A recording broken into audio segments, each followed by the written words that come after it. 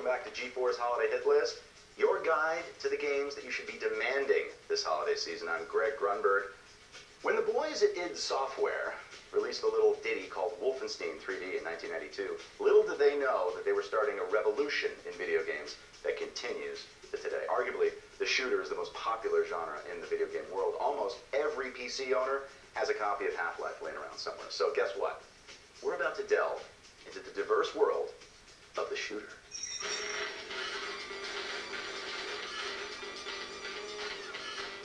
Shooters come in all shapes and sizes, but how often do you actually get to play a game as a cutesy little robot who leaves utter carnage in his wake?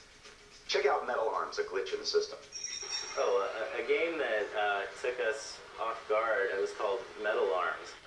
And it's a third-person shooter where you're this robot and you go around just blasting other robots. And it's got really cool characters and good level design. And it's got a lot of cursing robots who just make the game really funny. And it's definitely going to be under the radar this Christmas because, it has a really long, unfortunate, uncatchy title like Metal Arms Glitch in the System. The characters look kind of kitty-like, maybe cute robots, combat kind of stuff, but the gameplay itself is absolutely incredible. I mean, really, this is, to me, the best shooter since Halo. Leading the shooter pack in terms of capturing the urgency, danger, and realism of World War II games is Medal of Honor, the entire franchise. Now, having covered the European side of things, it's time for them to shift over to the Pacific Theater with Medal of Honor Rising Sun. Opening with the attack on Pearl Harbor, which is on par with the Omaha Beach level in Allied assault, gaming grunts will be thrown right into the middle of the action. Featuring a brand new graphics engine, Rising Sun is raising the bar for World War II games. Some of the guys from the Medal of Honor development team recently moved on to Activision and created their own version of World War II. Actually, the story that I heard is that they were busted for, stealing copy paper and coffee cups. Interesting. Anyway, Call of Duty has a little bit of everything, allowing players to experience the war from three different perspectives: British, Russian, and American, each with distinctively different weapons and mission objectives. Okay, if you prefer modern urban combat to the historic battles of World War II, then the Xbox version of Counter-Strike is for you. The original Half-Life mod adds new features, an enhanced game engine, and unique gameplay modes to create this instant classic. Counter-Strike was a really huge deal on the PC, and you get millions of people playing this worldwide online all the time. And it's coming to Xbox Live, and it should be pretty exciting. But it is a very compelling port of the original game.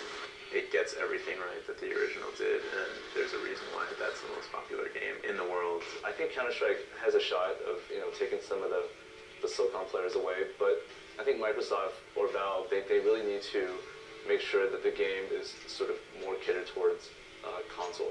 Counter-Strike for the PC can run on these real minimal requirements, so for the Xbox they juiced it up a bit, but I think online play is the big push for that.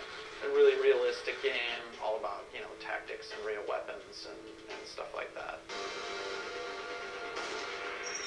Squad-based combat realism was redefined when Red Storm Entertainment released Tom Clancy's Rainbow Six in 1998.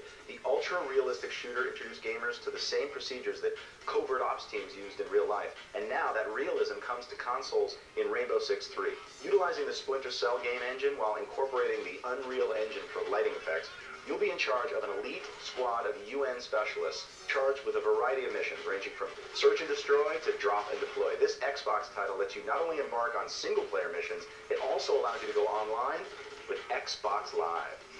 If your lifelong dream is to be more like Charlie Sheen, you're also a prime candidate for SOCOM 2 U.S. Navy SEALs. This follow-up to the popular PlayStation 2 title lets you take the action online and features improved codec technology, so that communicating with the PS2 headset is even easier and more reliable.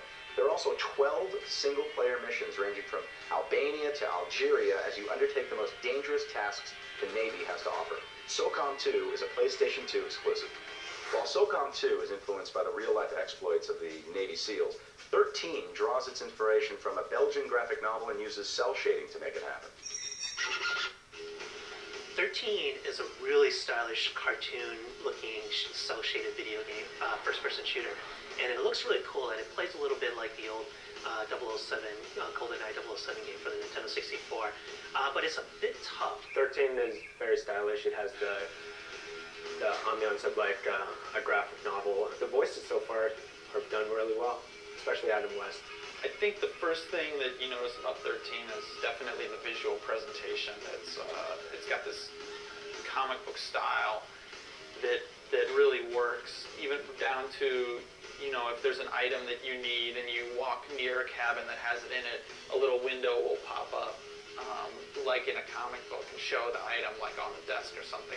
If you hear someone coming around the corner, you know, like in a comic book where it says, you know, tap, tap, tap to convey the sound, it actually has that in the game. It looks really different from what we've come to think of as sophisticated graphics in a 3D game. I've heard it's pretty challenging though, and I've heard you're going to find yourself taking hostages if only to use them as bullet shields.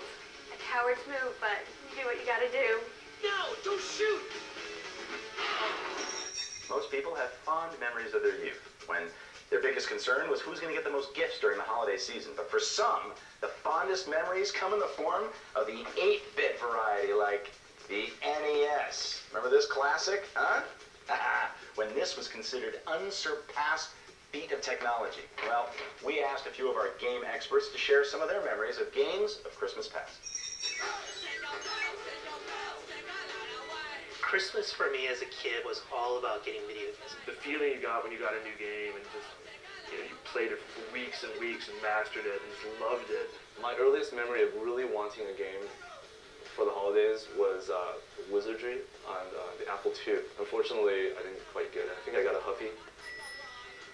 I remember the first time I got a chance to play the Atari 2600 and just on my parents for forever. The wood paneling, my entire family being around the Atari 2600, you know, I mean, that thing was sexy. I wake up that morning and I see not just the box for the game, you know, I see like a stack of games. They would be like adventure, combat, and before I knew it, I was just playing for a day straight. When Nintendo Entertainment System came out, I begged my parents and begged them and begged them. 86, I finally got it. Yeah, it was awesome. You know, that changed my life. I remember, you know, cutting out, you know, clippings, you know, in the newspapers, you know, like, Ma, you know, I'd really like this, and dropping hints left and right, and talking to my friends about which games they were getting, and waking up that morning and opening it up and having all these games and just trying to find a TV that it worked on. And my parents surprised me that Christmas with a Super Nintendo. And I was happy, but maybe not as happy as I would have been with a Genesis. Little did I know that Super Nintendo would ultimately end up becoming the system to have, and one of the best systems of all time. Sorry, Mom and Dad. Actually, the first Christmas, I think I was 7 or so, and there's this girl that I really liked when I was back. And she showed me Super Mario Brothers, the original Super Mario. And yeah, after playing it with her, I just really had to go get myself an NES. So I blame girls. And my fondest Christmas is getting the Intellivision too. And then when I opened it up, plugged it in, and the family TV was hooked up to, was on Intellivision for the next like 5 days straight. And no one got to watch TV in our house after that. Okay, I gotta take one more break before we call it a wrap. But when we come back, we'll show you the biggest of the big. That's coming up right here.